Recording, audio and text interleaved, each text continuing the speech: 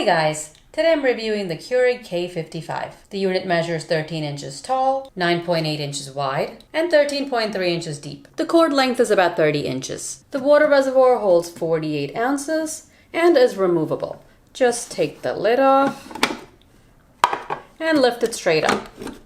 There's a max fill line, so don't fill water above that. To attach the reservoir, put the tabs on the reservoir right into the slots.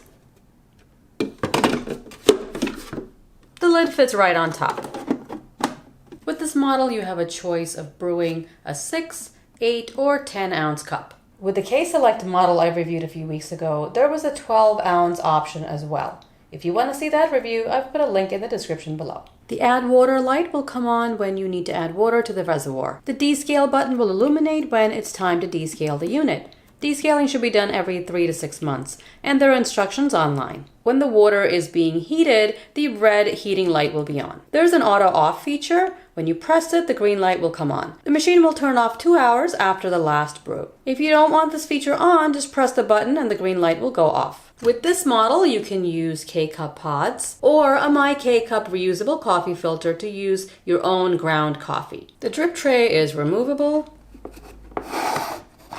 and holds 8 ounces of overflow. With the drip tray removed, you can fit a mug about 7.5 inches tall. With the drip tray in place, the clearance is just over 6 inches. A quick start guide is included. A filter handle and 2 filters are included. I use filtered water, so don't end up using these filters. If you want to use a filter, soak it for 5 minutes, rinse the filter, and put it in the handle. The handle locks into place inside the reservoir. The filter should be changed every 2 months or 60 tank refills. There's a replacement date dial that you can set on the handle. As with most Keurigs, when you first get the unit, run a cycle with just water. Take the lid off the reservoir and fill water just up to the max line.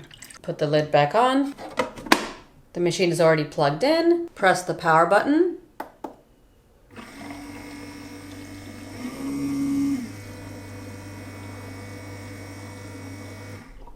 It'll illuminate green, the auto off will be illuminated green, and the heating will be illuminated red. When the water's finished heating, the 3 cup buttons, which are the brew buttons, will light up blue. Place a cup on the tray, lift the handle. You don't want to put any pods in here since we're just brewing hot water. Lower the handle, and the 3 cup buttons will blink. You can only brew when they're blinking. I'll press the smallest cup, the 6 ounce.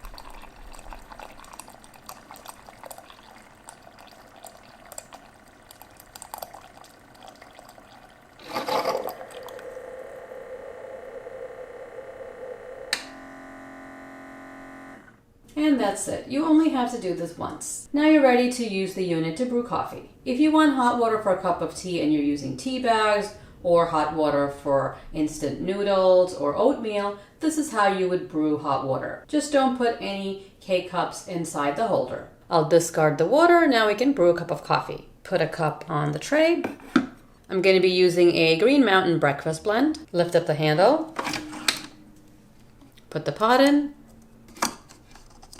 And close the handle. The cup buttons are blinking, so it's ready to brew. I'm going to choose the largest 10 ounce size.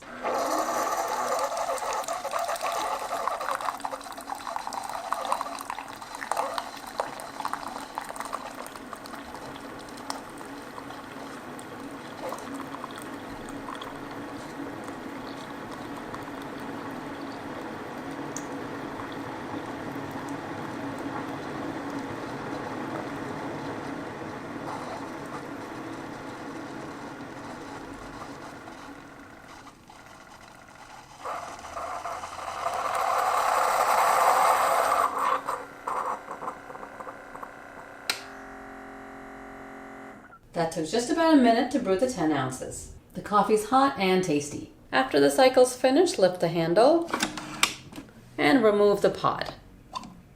You can see that the needles puncture the top and the bottom of the K-cup. There's 1 needle inside the holder and 1 needle up here. If you're using a non-coffee pod, like a hot cocoa, after the cycle is finished, you want to run just a plain water cycle through to clean the needles. To remove the pot holder, hold the top with one hand and push from the bottom. Pops right out. The funnel comes off for cleaning and pops right back in. Line up the arrow on the top and just press down. The pot holder and funnel are top rack dishwasher safe on a low temperature. The drip tray can just be rinsed out. The blue add water light will be on when there's not enough water in the reservoir and you need to fill it. If you are using a filter, make sure to remove it first before cleaning the reservoir. The reservoir and lid cannot be put in the dishwasher. It's hand wash only. And don't dry the inside with a cloth. You don't want any lint in the reservoir. The K55 is very simple to use. There's nothing complicated. It's 3 cup sizes, 6, 8, and 10. It'll let you know when the water is heating, when you need to descale or add water. And there's a convenient auto off feature. If you want to try out this K55, I've put a link in the description below. As always, I hope you enjoyed this review and found it useful. Don't forget to subscribe for more reviews. Thanks for watching.